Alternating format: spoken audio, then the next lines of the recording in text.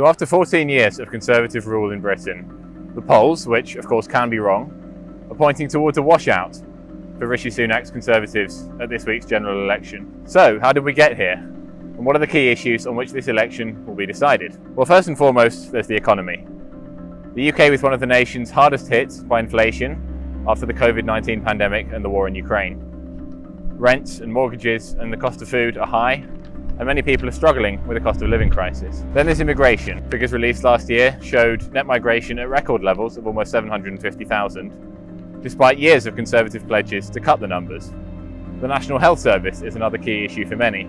Across England, the waiting list for treatment is at more than 7.5 million, and about 300,000 people have been waiting for more than a year. Israel's war on Gaza and the response to it from the political parties in Britain will also be a major factor for many people when they cast their ballots. Other things to consider include the fact that Rishi Sunak was never actually elected as Prime Minister at a general election, nor for that matter was his predecessor Liz Truss, and there's still some resentment about that among voters. And then there's the re-emergence of Nigel Farage, the Brexiteer-in-chief, who's now head of the Reform Party. Having played a key role in Britain leaving the European Union, he's now standing again at this election and could eat further into what's left of the Conservative vote.